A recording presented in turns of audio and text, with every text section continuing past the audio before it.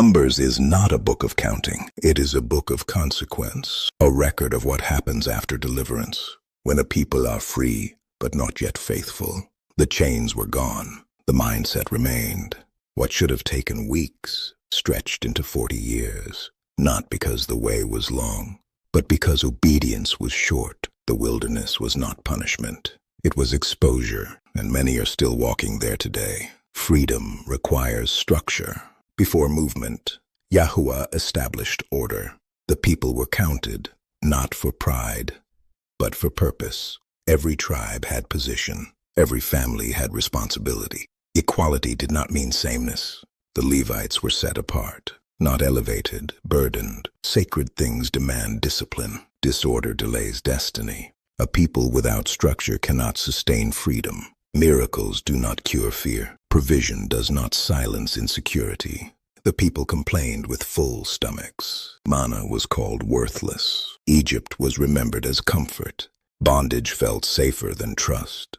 The land was promised, but fear rewrote the story. 10 voices outweighed 2. Faith was voted down. An entire generation chose wandering. Rebellion does not always look evil. Sometimes it sounds reasonable. Authority was challenged in the name of equality. Order was labeled oppression. The earth responded, not emotionally, but decisively. Divine order does not debate rebellion. It resolves it. Complaining eventually turns inward. The wilderness answered with consequence. Healing came through obedience, not understanding. Looking up required humility. Faith was simple but costly. The wilderness did not end the promise.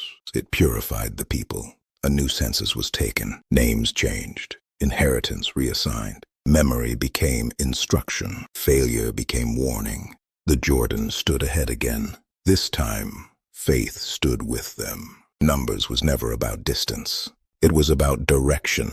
A people left bondage in a moment, but bondage did not leave them as quickly. The wilderness was not a mistake. It was a mirror. It revealed what deliverance alone could not fix. Fear, murmuring, division, forgetfulness. Some saw miracles and still chose comfort over calling. Some tasted freedom and still longed for chains they recognized. Numbers records a hard truth. Not everyone who leaves Egypt enters the promise. The land was ready.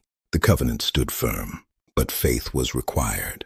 The wilderness was where identity was tested, where obedience was weighed, where belief was proven by endurance. An entire generation learned that freedom without discipline leads to delay. Yet Numbers is not a book of despair. It is a book of mercy. A second generation rose. Names were written again. Inheritance reassigned. Purpose restored. Failure was remembered, not to shame, but to instruct.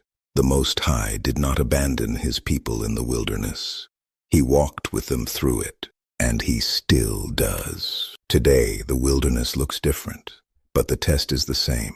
Will you trust comfort or covenant? Will you wander in circles or walk forward in obedience? Numbers reminds us, deliverance is the beginning, not the destination. The promise still stands. The path is still open. The call remains unchanged. Choose faith over fear, obedience over ease, purpose over delay. Do not die wandering what was meant to be inherited. Enter.